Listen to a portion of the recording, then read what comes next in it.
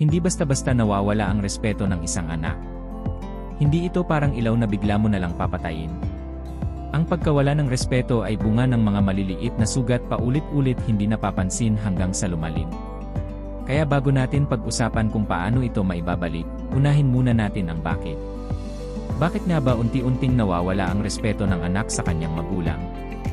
Una, kawalan ng pakikinig. Napakahalaga sa isang anak na maramdaman na may nakikinig sa kanila. Pero kapag palaging ikaw ang nagsasalita, palaging ikaw ang tama, palaging ikaw ang may huling salita, unti-unti nilang nararamdaman na hindi mahalaga ang boses nila.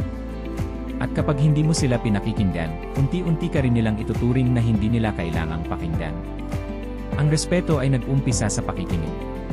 Hindi lang ito tungkol sa pagsunod, kundi sa pagbibigay halaga sa damdamin ng isa't isa. Ikalawa, labis na kontrol at pamumuna.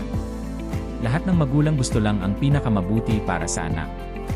Pero minsan, sa sobrang kagustuhan nating igya sila sa tamang landas, nakakalimutan nating hayaang matuto sila. Kapag bawat kilos nila ay pinupuna, bawat pagkakamali ay pinarurusahan, hindi nila ito nakikita bilang pag-aruga. Ang nararamdaman nila ay pagkakasakal. At kapag hindi na sila makahina sa presensya mo, hahanap sila ng laya sa ibang tao, mga kaibigang handang umintindi, kahit minsan ay hindi tama ang direksyon. Ikatlo, pagkakaroon ng dobleng pamantayan. Kapag sinasabi mong, gawin mo to kasi tama, pero iba naman ang nakikita nila sa'yo, masakit man tanggapin, nawawala ang tiwala. Kapag sinabihan mo silang huwag magsinungaling, pero ikaw mismo ay may ikaapat, kawalan ng emosyonal na koneksyon. Hindi sapat ang pagbibigay ng pagkain, damit at edukasyon. Malaking bagay yan at hindi natin minamaliit. Pero ang respeto ay hindi nakukuha sa sustento lang. Nakukuha ito sa relasyon. Sa tanong na, kumusta ka? Sa simpleng yakap, sa pag-upo sa tabi nila kahit walang sinasabi. Sa pag-alala ng birthday o kahit ng paborito nilang pagkain. Minsan, ang dahilan kung bakit lumalayo ang anak ay dahil hindi mo sila nakitang umiiyak o dahil hindi mo nakita kung gaano na sila nasasaktan. Ikalima, kawalan ng pag-amin sa sariling pagkukulang. Ito na siguro ang pinakamahirap para sa maraming magulang, ang tanggapin na minsan, tayo rin ang nagkamali. Pero tandaan mo, ang pag-amin ay hindi kahinaan. Ito ay lakas. Ang isang magulang na marunong magsabi ng si pasensya ka na, anak, ay isang magulang na may tapang. At sa mata ng isang anak, ang ganitong uri ng kababaang loob ay mas kapita-pitagan kaysa sa anumang sermon. Kaibigan, kung isa man sa mga ito ay nakita mong nangyayari sa relasyon niyo ng anak mo, huwag kang matakot. Hindi pa huli ang lahat. Ang bawat pagkakamali ay pwedeng itama. At ang bawat nasirang tiwala ay pwedeng muling buuin, basta't may puso kang handang makinig, umunawa, at lumapit muli. Part 2, mga paraan para maibalik ang respeto ng anak. Malumanay pero matatag. Tila isang magulang na muling lumalapit sa anak, may kababaang loob at tunay na hangarin na maibalik ang relasyon. Kaibigan, totoo ngang masakit ang mawalan ng respeto mula sa sariling anak. Pero ang mas mahalaga sa ngayon ay ito. Handa ka na bang magsimula muli? Ang respeto ay parang halaman. Kung dati mo itong napabayaan, maaari mo pa rin itong diligan, alagaan, at hintayin muling mamulaklak. Narito ang mga konkretong hakbang na maaari mong gawin upang muling mapanumbalik ang respeto ng iyong anak. Una, simulan sa pagpapakumbaba. Ang respeto ay hindi puwersahang kinukuha. Ito ay ibinibigay ng kusa mula sa damdaming marunong ding makinig at umunawa.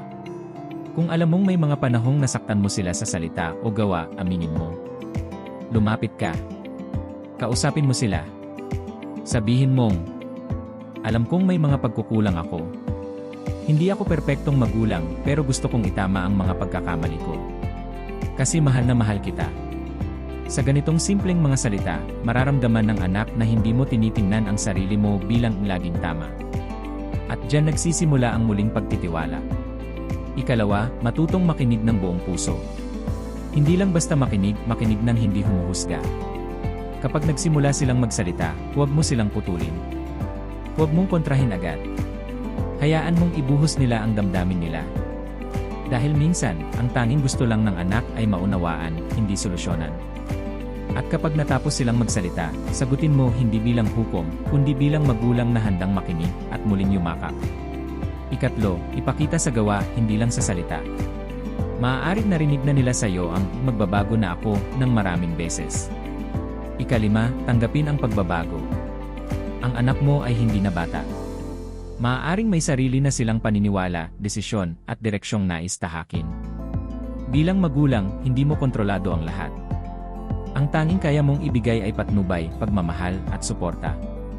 Kapag nakita nilang kaya mong tanggapin ang kanilang paglaki, mas lalo kanilang rerespetuhin bilang gabay, hindi bilang tagahusga. Kaibigan, ang respeto ng anak ay hindi nawawala sa isang iglap. Kaya ang pagbabalik nito ay hindi rin isang gabi lang. Pero kung araw-araw kang lalapit, magpapakumbaba, makikinig, at magmamahal, makikita mong unti-unting lumalambot ang puso ng anak mo.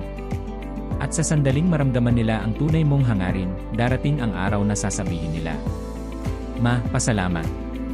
At salamat din kasi hindi ka sumuko sa akin." Sa huli, tandaan mo ito. Hindi kailanman huli ang pagiging magulang. Habang may puso kang handang magmahal, may pagkakataon kang muling buuin ang respeto, tiwala, at relasyon sa anak mo. At kung nagustuhan mo ang video na ito, mag-iwan ng comment sa baba at like and subscribe para updated kayo parati sa mga bagong videos ko. Salamat.